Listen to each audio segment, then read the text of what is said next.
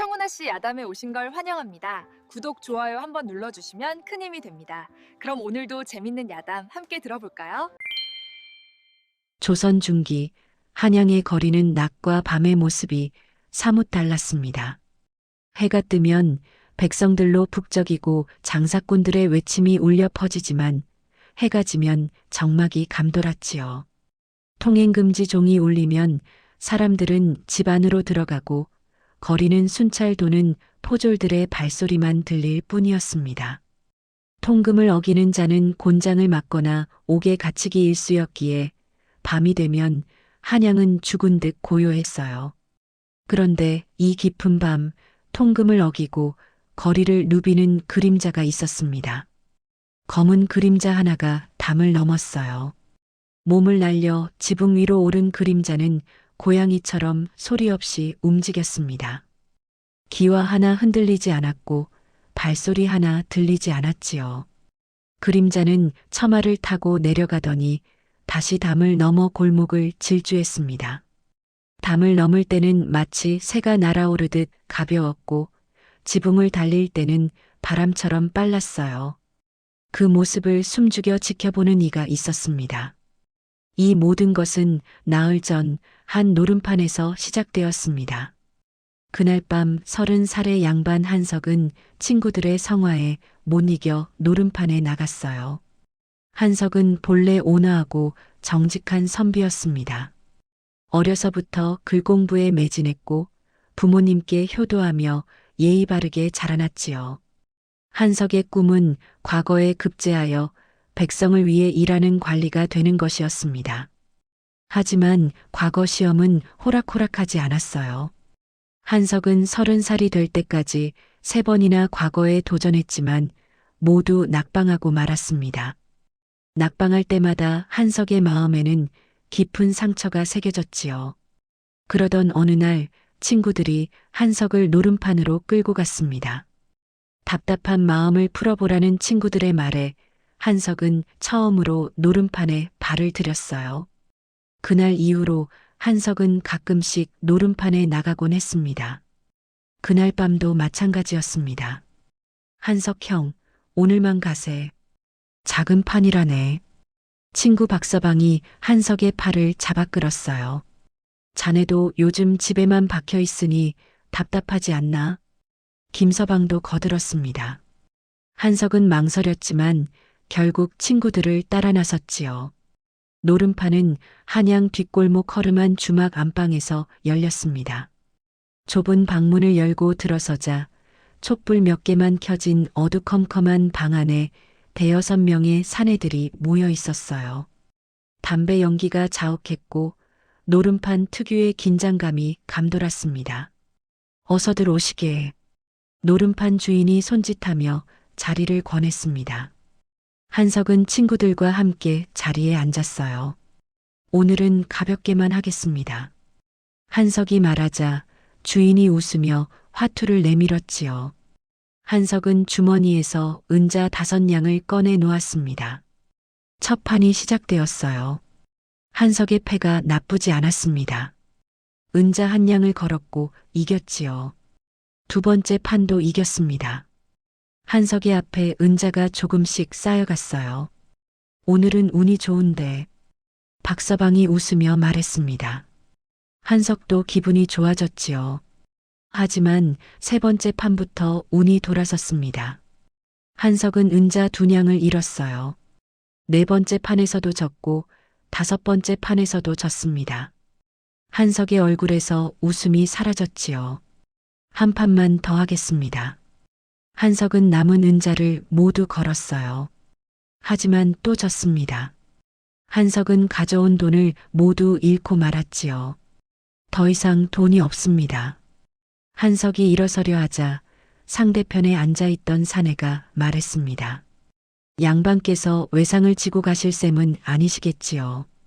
사내는 40대쯤 되어 보였어요. 얼굴에 흉터가 있었고 눈빛이 날카로웠습니다. 외상이라니요? 저는 가진 돈을 다 걸었습니다. 한석이 당황해서 말하자 사내가 비웃듯 웃었어요. 판을 시작할 때 은자 5냥을 내셨지요. 그런데 제게 진 돈이 7냥입니다. 은자 2냥이 부족하지 않습니까? 한석은 정신이 번쩍 들었습니다. 흥분한 나머지 자신이 가진 것보다 많은 돈을 걸었던 것이지요. 죄송합니다. 제가 실수든 뭐든 돈을 갚아야지요. 사내의 목소리가 차갑게 가라앉았습니다. 한석은 궁지에 몰렸어요. 내일 가져오겠습니다. 내일? 노름판에서 외상은 없소? 사내가 잠시 생각하더니 방 구석을 가리켰습니다. 저 하녀를 데려가시지요. 은자 2냥이면 적당한 값이요. 방 구석에는 고개를 숙이고 앉아있는 여인이 있었어요. 20살쯤 되어 보이는 여인이었습니다. 한석은 어이가 없었습니다. 사람을 물건처럼 거래하다니 말이에요. 하지만 달리 방법이 없었습니다. 알겠습니다. 한석이 떨리는 목소리로 말했어요. 사내는 만족한 듯 웃으며 여인을 일으켜 세웠습니다. 소영아, 이제부터 저 양반을 따라가거라. 예.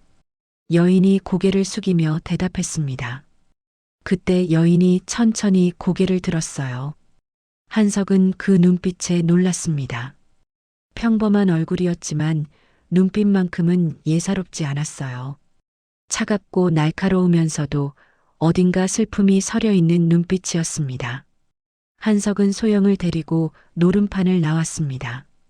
집으로 돌아오는 길, 한석은 소영을 힐끗힐끗 쳐다봤어요. 소영의 걸음걸이가 평범한 하녀와는 달랐습니다. 등이 곱고 발소리도 조용했지요. 게다가 소영의 손도 이상했습니다. 달빛 아래서 본 소영의 손은 하녀의 손이 아니었어요. 곱고 희었습니다. 이상한 하녀로군. 한석은 속으로 생각했지만 입 밖으로 내지는 않았습니다. 집에 도착한 한석은 어머니께 하녀를 데려왔다고 말씀드렸어요. 얘야, 이름이 무엇이냐? 소영이라 하옵니다, 마님. 그래, 앞으로 부지런히 일하거라. 예, 마님. 소영은 고개를 숙인 채 공손히 대답했습니다. 다음 날부터 소영은 집안일을 시작했어요. 마당을 쓸고 빨래를 하고 밥을 지었습니다. 솜씨가 나쁘지 않았고 어머니도 흡족해 하셨지요. 하지만 한석은 소영에게서 계속 이상한 점을 발견했습니다. 소영은 집안일을 할 때 능숙하긴 했지만 어딘가 어색한 구석이 있었어요. 마치 원래 하던 일이 아닌 것처럼 말입니다. 더욱 이상한 것은 소영의 눈빛이었습니다. 일하는 중에도 소영은 자주 창밖을 내다보았고 무언가를 살피는 듯한 표정을 지었어요. 저녁이 되면 소영의 눈빛이 더욱 날카로워졌고 밤이 가까워질수록 긴장하는 것처럼 보였습니다. 첫날 밤이었습니다. 한석은 잠이 오지 않아 마루에 나와 달을 보고 있었지요. 그때 하녀방 문이 살며시 열렸고 소영이 나왔습니다. 소영은 주위를 조심스럽게 살피더니 담 쪽으로 걸어갔어요. 한석은 숨을 죽이고 지켜봤습니다. 그리고 놀라운 광경을 목격했지요. 소영이 담을 가볍게 뛰어넘은 것입니다. 저게 무슨... 한석은 눈을 비볐습니다. 하지만 소영은 이미 담 너머로 사라진 뒤였어요. 소영은 새벽녘에 돌아왔습니다. 한석은 잠든 척하며 소영이 하녀방으로 들어가는 것을 확인했지요. 이튿날 밤도 마찬가지였습니다. 소영은 밤마다 집을 빠져나갔다가 새벽에 돌아왔어요. 사흘째 밤도 똑같았지요. 대체 저 아이가 밤마다 어디로 가는 것인가? 한석의 궁금증은 커져만 갔습니다. 나흘째 되던 밤, 한석은 결심했어요. 소영을 몰래 따라가 진실을 알아내기로 말입니다. 해가 지고 밤이 깊어갔습니다. 소영은 여느 때처럼 하녀방에서 나왔고 한석은 미리 마루에 숨어서 기다리고 있었어요. 소영은 주위를 살피더니 담을 넘었고 한석도 조심스럽게 뒤를 따랐습니다. 소영의 몸놀림은 놀라웠어요. 담을 넘을 때의 가벼움, 어둠 속을 걷는 조심스러움, 모든 것이 오랜 훈련을 받은 사람의 솜씨였습니다. 한석은 멀찍이 떨어져 소영을 따라갔지요. 소영은 한양의 골목길을 누비더니 어느 큰 저택 앞에서 멈춰 섰습니다. 그곳은 다름 아닌 부사 조익현의 저택이었습니다. 조익현은 한양에서 손꼽히는 탐관오리였어요. 45살의 조익현은 백성들을 괴롭히고 뇌물을 받으며 온갖 악행을 일삼는 자였지요. 한석도 조익현의 악명을 익히 들어 알고 있었습니다. 부사 저택이라니 대체 무슨 일로?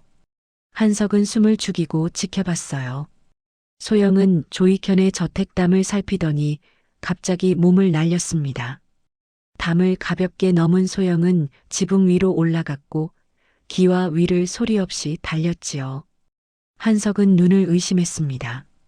저것은 도둑의 솜씨였어요. 아니, 그것도 보통 도둑이 아니라 고도로 훈련받은 자의 솜씨였지요. 저 아이가 도둑이란 말인가? 한석의 가슴이 두근거렸습니다. 소영은 처마를 타고 내려가더니 어느 방 창문 앞에 멈춰 섰어요. 그리고는 창문을 조심스럽게 열고 안으로 들어갔습니다. 한석은 나무 뒤에 몸을 숨긴 채 기다렸어요. 소영이 안에서 무엇을 하는지 알 수 없었지만 분명 범상치 않은 일을 꾸미고 있었지요. 한참이 지나자 소영이 다시 창문으로 나왔습니다. 소영은 왔던 길을 되돌아 담을 넘었고 한석은 급히 나무 뒤로 몸을 더 숨겼어요. 소영은 주위를 살피더니 어둠 속으로 사라졌지요. 한석은 소영을 따라 집으로 돌아왔습니다. 대체 저 아이의 정체가 무엇인가? 한석은 잠을 이룰 수 없었습니다. 소영이 단순한 하녀가 아니라는 것은 확실했어요. 다음 날 아침 소영은 여느 때처럼 일을 했습니다. 아무 일도 없었다는 듯 집안일을 하는 소영을 보며 한석은 결심했어요. 저 아이를 불러 세워 진실을 물어야겠다. 그런데 그날 저녁 대문 밖에서 급한 발소리가 들렸고 누군가 문을 두드렸지요. 한석 날이 큰일 났습니다. 한석이 문을 열자 이웃집 머슴 철수가 헐떡이며 서 있었어요. 무슨 일인가? 부사댁에 도둑이 들었답니다. 지금 포졸들이 온 동네를 뒤지고 있습니다. 한석의 얼굴이 굳어졌습니다. 그리고 뒤를 돌아보니 소영이 창가에서 이쪽을 조용히 바라보고 있었어요. 소영의 눈빛은 여전히 차분했지만 그 안에는 묘한 결기가 서려 있었지요. 다음 날 한석은 미리 대문 밖 나무 뒤에 숨어 있었습니다. 소영은 여느 때처럼 한여방에서 나와 담을 넘었고 한석은 조심스럽게 뒤를 따랐어요. 마음속으로는 두려움이 밀려왔지만 진실을 알아야 한다는 생각이 더 컸습니다. 소영은 한양의 골목길을 빠르게 누볐어요. 한석은 멀찍이 떨어져 소영을 따라갔지요. 소영이 멈춰선 곳은 부사 조익현의 저택이었습니다. 소영은 주위를 살피더니 담을 가볍게 뛰어넘었습니다. 지붕 위로 올라가 기와 위를 달리는 모습은 마치 그림자 같았지요. 한석은 숨을 죽이고 기다렸습니다. 한참이 지나자 소영이 지붕 위에 다시 나타났어요. 소영은 품 안에 무언가를 감추고 있었습니다. 소영이 담을 넘어 내려오자 한석은 나무 뒤에서 나왔습니다. 거기 서라. 한석의 목소리에 소영이 깜짝 놀라 뒤를 돌아봤어요. 달빛 아래서 소영의 얼굴이 창백하게 보였습니다. 나리. 내가 다 봤다. 내가 부사 저택에 침입하는 것을 말이다. 한석이 한 걸음 다가서자 소영은 뒤로 물러섰습니다. 제발 관아에 알리지 말아 주십시오. 소영의 목소리가 떨렸어요. 하지만 눈빛만큼은 여전히 날카로웠습니다. 우선 집으로 가자. 둘은 소영이 방에 들어가 앉았습니다. 알리지 않을 테니 진실을 말해라.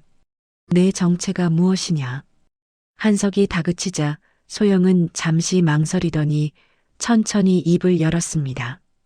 저는 도둑의 딸입니다. 한석은 예상했던 대답이었지만 직접 듣고 보니 충격이었어요. 도둑의 딸이라니. 아버지는 평범한 도둑이 아니었습니다. 탐관 오리들만 노리는 의적이었지요. 소영의 목소리에 자부심이 묻어났습니다. 의적이라. 한석은 고개를 끄덕였어요. 의적이라면 백성들을 괴롭히는 나쁜 자들을 징치하는 도둑을 말하는 것이었지요. 아버지는 조선 최고의 도둑 조직을 이끌었습니다. 하지만 부자들에게서 훔친 재물은 모두 가난한 백성들에게 나눠주셨어요. 소영이 계속 말했습니다. 어려서부터 저는 아버지께 담 넘는 법을 배웠습니다. 지붕 타는 법, 자물쇠 따는 법, 소리 없이 움직이는 법을 익혔지요. 한석은 소영의 이야기를 들으며 고개를 끄덕였어요. 그래서 소영의 몸놀림이 그토록 뛰어났던 것이었습니다. 그런데 왜 부사 저택에 침입하는 것이냐? 한석의 질문에 소영의 얼굴이 어두워졌습니다. 복수하기 위해서입니다. 복수라니. 부사 조익현이 제 아버지를 죽였습니다. 소영의 눈에서 눈물이 흘러내렸어요. 하지만 목소리는 단호했습니다.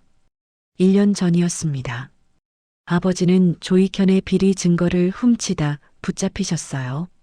조익현은 아버지를 고문했고 결국 아버지는 돌아가셨습니다. 한석은 가슴이 아팠어요. 소영의 슬픔이 느껴졌습니다. 그래서 복수를 하려는 것이냐?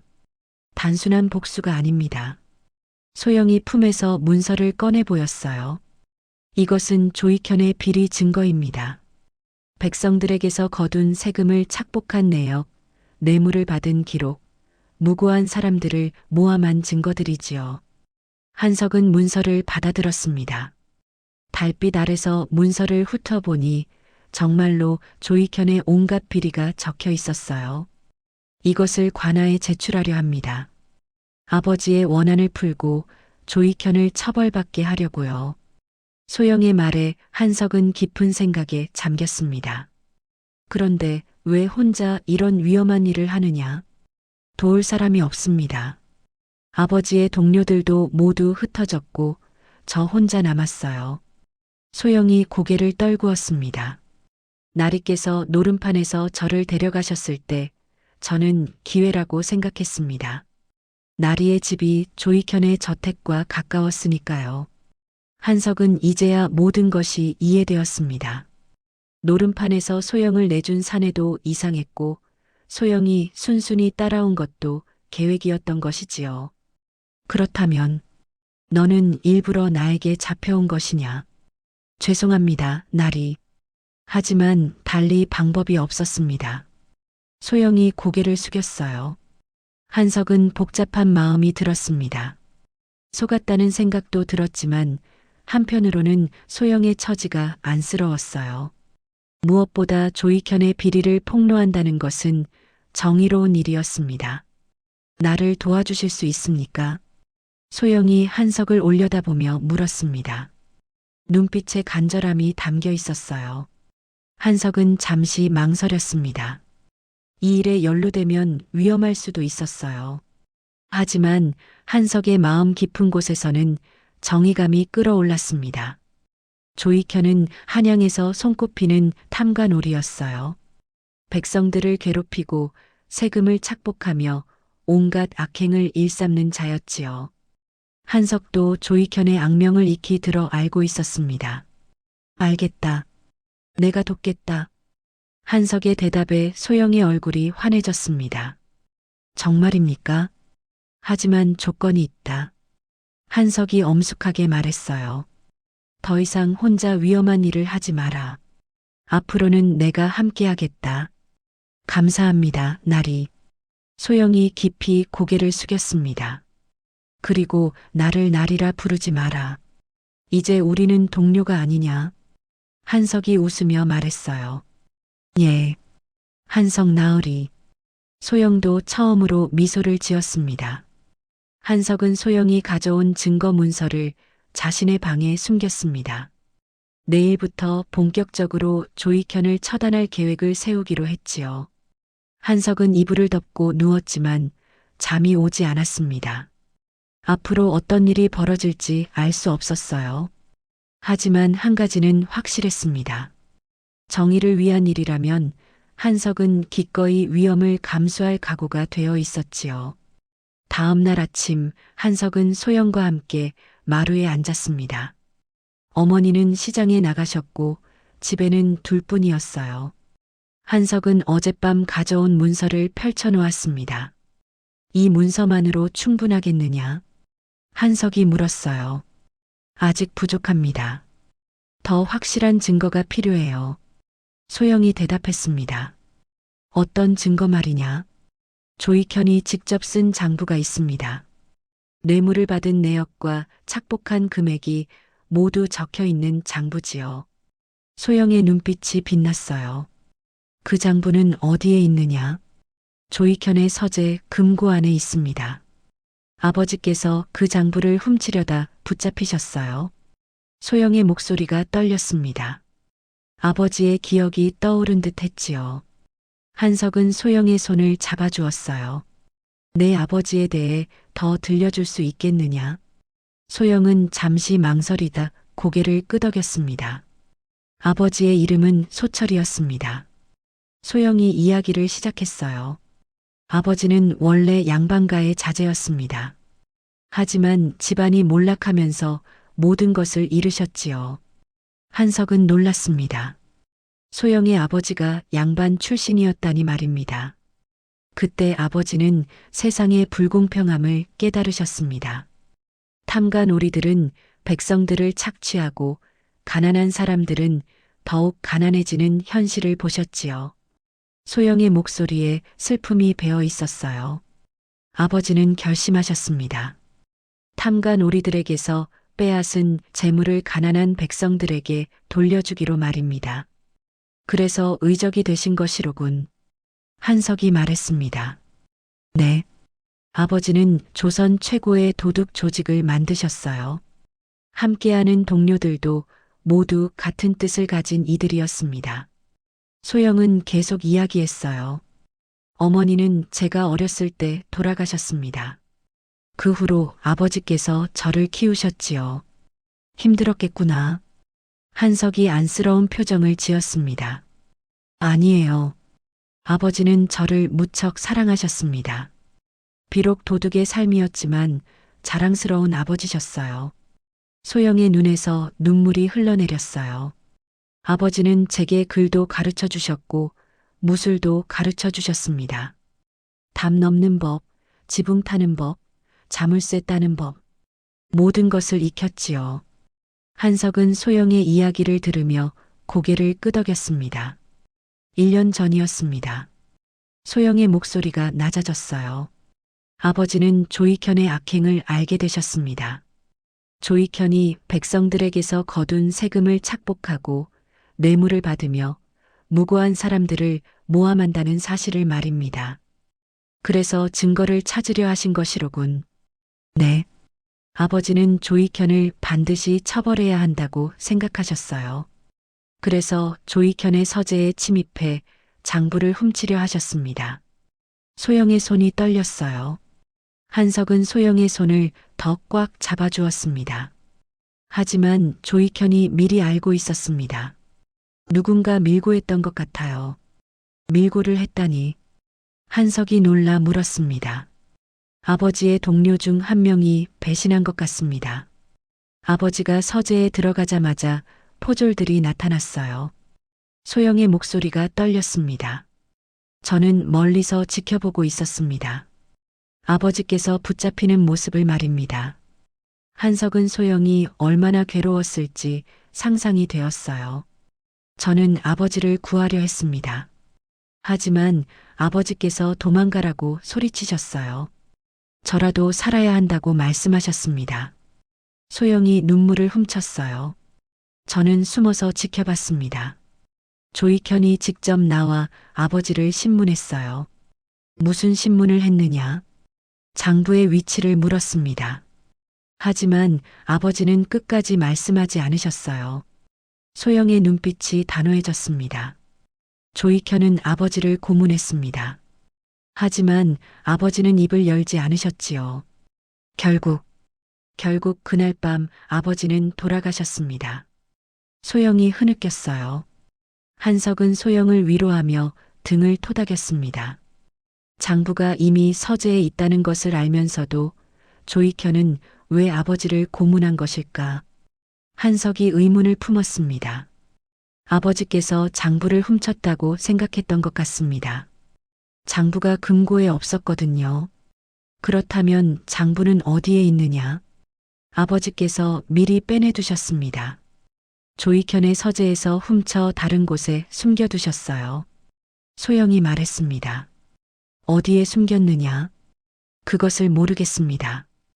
아버지께서 돌아가시기 전에 말씀하시지 못하셨어요. 소영의 표정이 어두워졌습니다. 하지만 분명 어딘가에 있을 것입니다. 아버지께서는 반드시 증거를 남기셨을 거예요. 한석은 고개를 끄덕였어요. 그렇다면 우리가 그 장부를 찾아야겠구나. 네. 그 장부가 있어야 조익현을 완전히 처벌할 수 있습니다. 소영이 결연한 표정을 지었습니다. 내 아버지께서 단서를 남기셨을 것이다. 우리가 함께 찾아보자. 한석의 말에 소영이 고개를 끄덕였어요. 아버지의 옛 거처가 있습니다. 거기에 가보면 단서가 있을지도 몰라요. 어디에 있느냐? 북촌 뒷골목에 있는 작은 집입니다. 아버지께서 돌아가신 후 그대로 비어 있어요. 소영이 대답했습니다. 그럼 오늘 밤에 가보자. 한석이 말했어요. 하지만 위험할 수도 있습니다. 조익현의 부하들이 지켜보고 있을지도 몰라요. 괜찮다. 우리 둘이 함께라면 이겨낼 수 있다. 한석의 말에 소영이 감사한 표정을 지었습니다. 고맙습니다. 고마워할 것 없다. 이것은 정의를 위한 일이니까. 한석이 웃으며 말했어요. 소영도 오랜만에 밝은 표정을 지었습니다. 두 사람은 그날 밤 소영의 아버지 집으로 가기로 약속했어요. 그곳에서 장부의 행방을 찾을 단서를 찾아야 했습니다. 한석은 소영의 이야기를 들으며 더욱 결심이 굳어졌습니다. 조익현을 반드시 처벌해야 한다고 말이에요. 그날 밤 한석과 소영은 북촌 뒷골목으로 향했습니다. 저기입니다. 소영이 낡은 기와집 하나를 가리켰어요. 오랫동안 사람이 살지 않은 듯 보였습니다. 두 사람은 대문을 열고 안으로 들어갔어요. 마당에는 잡초가 무성했고 집 안에는 먼지가 쌓여 있었지요. 아버지께서 마지막으로 여기 계셨습니다. 소영의 목소리가 떨렸어요. 서재부터 살펴봅시다. 소영이 안채로 향했습니다. 서재는 작지만 깔끔했어요. 책들이 꽂혀 있고 책상 위에는 붓과 벼루가 놓여 있었습니다. 한석은 책들을 하나씩 펼쳐보기 시작했어요. 소영도 함께 책을 뒤지기 시작했지요. 한참을 뒤졌지만 아무것도 나오지 않았습니다. 이 편지들을 읽어보자. 한석이 책상 서랍을 열었어요. 대부분 일상적인 내용이었습니다. 그때 소영이 소리쳤어요. 여기요. 책상 밑바닥에 작은 틈이 있었습니다. 한석이 힘을 주자 밑바닥이 열렸어요. 그 안에는 작은 상자가 숨겨져 있었습니다. 아버지의 상자입니다. 소영이 상자를 꺼내 열었어요. 안에는 편지 한 통과 작은 열쇠가 들어 있었습니다. 소영아, 이 편지를 읽고 있다면 아버지는 이미 이 세상 사람이 아닐 것이다. 편지는 소영의 아버지가 쓴 것이었습니다. 장부는 북촌 성당 앞 우물가의 셋째 돌 밑에 숨겨두었다. 이 열쇠로 상자를 열 수 있을 것이다. 소영이 편지를 읽고 눈물을 흘렸어요. 아버지께서 저를 위해 이렇게 준비해 두셨네요. 내 아버지는 현명하신 분이었다. 이제 우리가 그 뜻을 이어야 한다. 네, 내일 당장 우물가로 가봅시다. 바로 그때였습니다. 밖에서 발소리가 들렸어요. 나와라. 안에 있는 것을 안다. 거친 목소리가 들렸습니다. 조익현의 부하들입니다. 소영이 속삭였습니다. 저 창문으로 빠져나가자. 한석이 창문을 열었어요.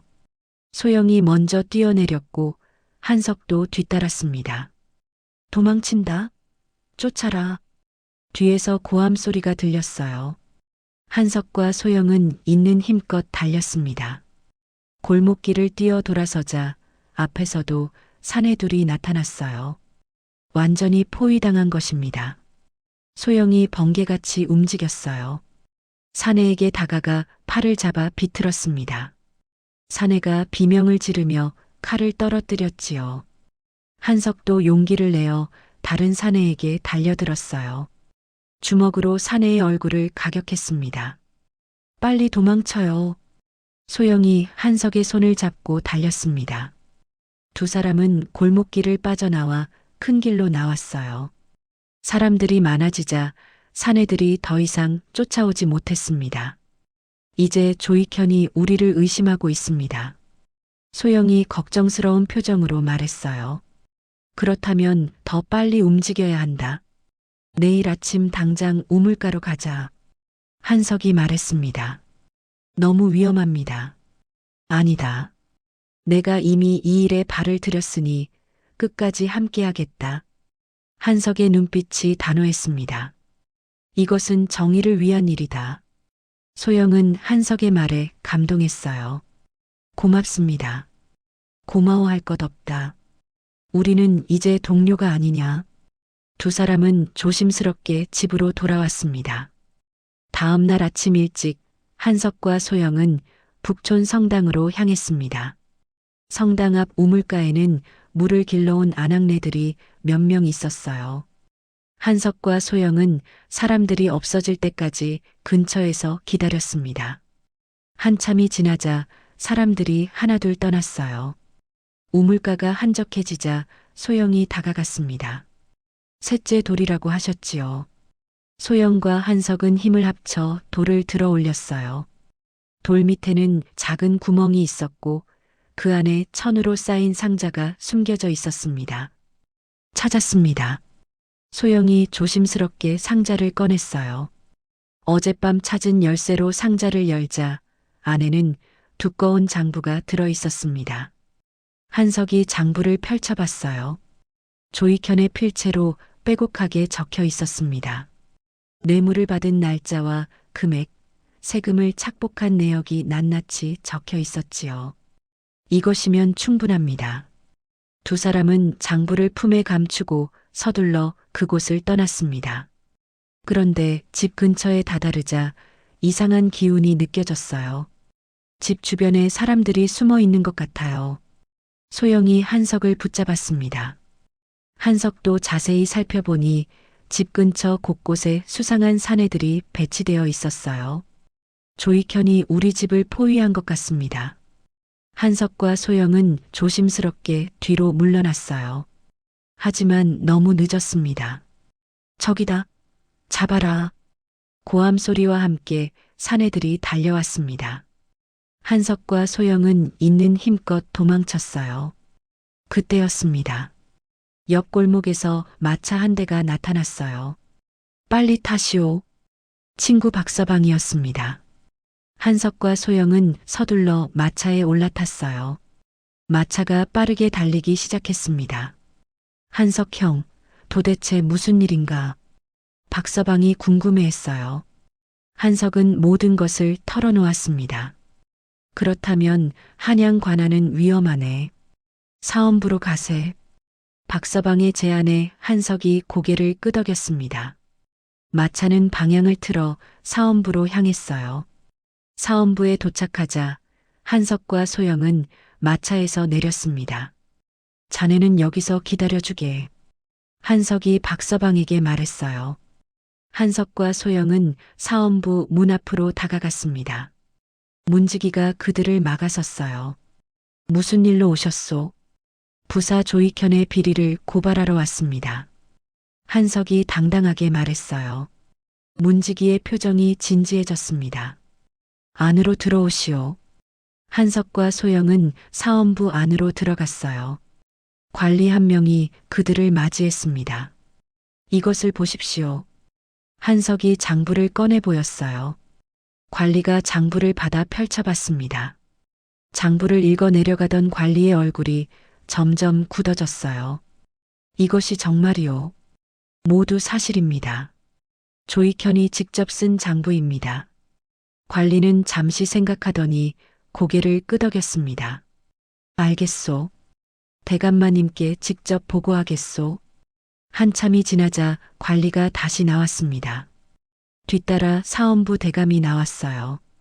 두 분이 고발한 것이요. 그렇습니다. 용기 있는 일을 하셨소. 이 장부는 결정적인 증거가 될 것이요. 대감이 한석과 소영을 칭찬했습니다. 조익현을 당장 체포하도록 하겠소. 감사합니다, 대감마님. 한석과 소영은 사원부를 나왔어요. 드디어 조익현을 처벌할 수 있게 된 것입니다. 해냈어요. 소영이 기뻐하며 한석을 껴안았습니다. 내 아버지께서도 기뻐하실 것이다. 한석의 말에 소영이 눈물을 흘렸습니다. 기쁨의 눈물이었지요. 사흘이 지났습니다. 한양 장안이 떠들썩했어요. 부사 조익현이 사원부에 체포되어 조사를 받고 있다는 소문이 퍼졌습니다. 한석과 소영은 한석의 집에서 조용히 지냈어요.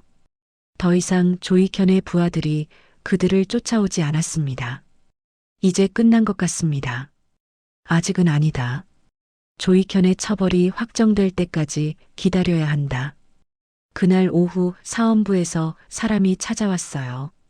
대감마님께서 두 분을 부르셨습니다. 한석과 소영은 서둘러 사원부로 향했어요. 사원부 대감이 두 사람을 맞이했습니다. 좋은 소식이 있소. 대감이 웃으며 말했습니다. 조익현의 모든 비리가 밝혀졌소. 장부에 적힌 내용이 모두 사실로 확인되었소. 한석과 소영은 기뻐했어요. 조익현은 파직되어 유배형에 처해질 것이요. 평생 돌아오지 못할 먼 섬으로 보내질 것이요. 대감이 설명했습니다. 그리고 조익현이 착복한 재산은 모두 몰수되어 백성들에게 돌려줄 것이요. 다행입니다. 두 분 덕분에 큰 악을 제거할 수 있었소. 대감이 칭찬했습니다. 그리고 한 가지 더 알려드릴 것이 있소. 대감이 서류 하나를 꺼냈습니다. 소영 아가씨의 아버지 소철에 대해 조사했소. 소영의 눈빛이 빛났어요. 소철은 비록 도둑이었지만 백성들을 도운 의적이었소. 그의 행적을 조사한 결과 많은 백성들이 그의 도움을 받았다는 것을 확인했소. 대감이 계속 말했습니다. 따라서 소철의 죄를 사면하기로 했소. 그의 명예를 회복시켜 주겠소. 소영은 눈물을 흘렸어요. 정말입니까? 그렇소. 소철은 이제 죄인이 아니라 백성을 도운 의인으로 기록될 것이요. 소영은 더 이상 참지 못하고 울음을 터뜨렸습니다. 한석이 소영을 위로하며 등을 토닥였어요. 감사합니다, 대감마님. 그리고 한석 나으리. 대감이 한석을 보며 말했어요. 나으리께서도 이번 일에 큰 공을 세우셨소. 왕께서도 이 소식을 들으시고 나으리를 불러 상을 내리고 싶어 하시오. 과분한 말씀입니다. 두 사람은 사원부를 나왔어요. 드디어 끝났네요. 소영이 하늘을 올려다보며 말했어요. 그렇군. 내 아버지께서도 편히 쉬실 수 있을 것이다. 이제 어떻게 하실 건가요? 나는 다시 과거 공부를 해야지. 그럼 너는 우리 집에 계속 있으면 되지 않겠나? 하지만 저는 더 이상 하녀가 아니잖아요. 그럼 가족으로 있으면 되지. 한석의 말에 소영이 놀라 한석을 쳐다봤습니다. 감사합니다. 며칠 후 한석과 소영은 소영의 아버지 묘소를 찾았어요. 아버지, 저 왔어요. 소영이 묘 앞에 무릎을 꿇고 말했습니다. 아버지의 원한을 풀었어요. 조익현은 처벌받았고 아버지의 명예도 회복되었습니다. 한석도 함께 묘 앞에 절을 올렸습니다. 장인어른, 소영이를 잘 돌보겠습니다. 한석의 말에 소영이 깜짝 놀라 한석을 쳐다봤어요. 장인어른이라니요. 나는 너와 혼인하고 싶네. 한석이 진지한 표정으로 말했습니다. 하지만 저는 도둑의 딸인걸요. 내 아버지는 이제 의인으로 인정받았어. 그리고 나는 내 출신이 아니라 너라는 사람이 좋네. 저도 나으리를 좋아합니다. 그럼 혼인해 주겠나? 예. 소영이 고개를 끄덕였습니다. 두 사람은 서로를 껴안았어요. 집으로 돌아온 한석은 어머니께 소영과 혼인하고 싶다고 말씀드렸어요. 그래, 좋은 생각이다. 어머니가 흔쾌히 동의하셨습니다. 혼례를 며칠 앞둔 어느 날 사원부에서 다시 사람이 찾아왔습니다. 왕께서 부르십니다. 한석은 소영과 함께 궁으로 향했어요. 대전에 들어서자 왕이 자리에 앉아 계셨어요. 한석과 소영은 깊이 절을 올렸습니다. 고개를 들라 왕의 목소리가 위엄이 있었습니다. 너희가 조익현의 비리를 밝힌 자들이냐? 그렇다옵니다, 전하. 잘했다. 탐과 놀이를 척결하는 것은 나라를 바르게 하는 일이니라. 왕이 칭찬했습니다. 그대에게 벼슬을 내리겠노라. 한양 관아의 서기로 임명하노니 백성을 위해 일하라. 한석은 감격했어요. 황송하옵니다, 전하. 그리고 소영. 왕이 소영을 보며 말했습니다. 내 아버지는 비록 도둑이었으나 백성을 도운 의인이었다. 그의 명예를 회복시키고 너에게도 상을 내리겠노라. 왕이 내관에게 명했어요. 내관이 비단 천과 은자를 가져왔습니다. 이것을 하사하노니 받으라. 황송하옵니다, 전하. 왕을 아련하고 나온 한석과 소영은 기쁨에 겨웠어요. 벼슬까지 받게 되다니 축하드려요. 이제 나도 당당하게 백성을 위해 일할 수 있게 되었네. 집으로 돌아온 두 사람은 어머니께 좋은 소식을 전했어요. 어머니는 무척 기뻐하셨습니다. 그날 밤 한석은 생각했어요. 불과 며칠 전까지만 해도 자신은 과거에 낙방한 평범한 선비였습니다. 하지만 소영을 만나고 정의를 위해 싸우면서 모든 것이 바뀌었지요. 드디어 혼례날이 밝았습니다. 한석의 집은 아침부터 분주했어요. 친구들과 이웃들이 모두 모여 축하해 주었습니다. 소영은 고운 혼례복을 입었어요. 붉은 치마와 노란 저고리가 소영에게 잘 어울렸습니다. 한석도 새 도포를 입었지요. 혼례는 따뜻한 분위기 속에서 진행되었습니다. 두 사람은 서로에게 절을 올렸고 술잔을 나눴어요. 이제 부부가 되었구나. 네, 서방님. 잔치가 열렸어요. 친구들과 이웃들이 음식을 나눠 먹으며 즐거운 시간을 보냈습니다. 잔치가 끝나고 밤이 되었어요. 한석과 소영은 신방에 들어갔습니다. 오늘 정말 행복했어요. 나도 그랬네. 앞으로 잘 부탁하네. 저야말로 부탁드립니다, 서방님. 며칠 후 한석은 한양 관아에 출근했어요. 왕이 내린 서기 벼슬을 시작하는 날이었습니다. 관아의 동료들이 한석을 맞이했어요. 조익현을 처단한 분이라고 들었습니다. 대단하십니다. 한석은 성실하게 일했습니다. 백성들의 민원을 듣고 공정하게 판단했어요. 얼마 지나지 않아 한석은 관아에서 신망을 얻었습니다. 집에서는 소영이 알뜰하게 살림을 꾸렸습니다. 어머니는 소영을 친딸처럼 아꼈지요. 어느 날 저녁 한석이 퇴근하고 집에 돌아왔어요. 어서 오세요, 서방님. 오늘 어떠셨어요? 아주 바빴네. 백성들의 민원이 많았어. 힘드시죠? 아니네. 백성들을 도울 수 있어서 기쁘네. 그날 밤 두 사람은 마루에 나와 달을 보았어요. 저 달을 보면 아버지가 생각나요. 내 아버지께서도 기뻐하실 것이네. 계절이 바뀌었습니다. 봄이 왔고 한석의 집 마당에는 꽃이 피었어요. 소영은 임신을 했습니다. 한석과 어머니는 무척 기뻐했지요. 건강하게만 태어나면 되지. 한석이 소영의 배를 쓰다듬었습니다.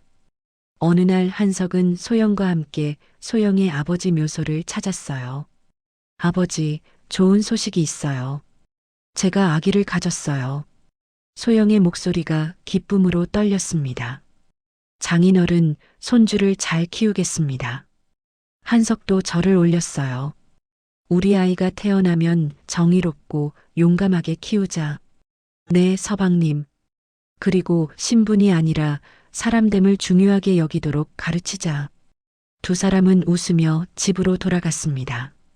한양의 거리는 여전히 시끌벅적했어요.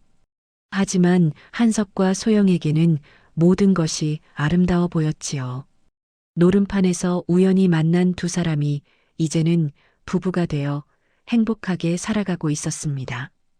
그들은 정의를 위해 싸웠고 사랑을 얻었으며 이제 새로운 생명을 기다리고 있었어요.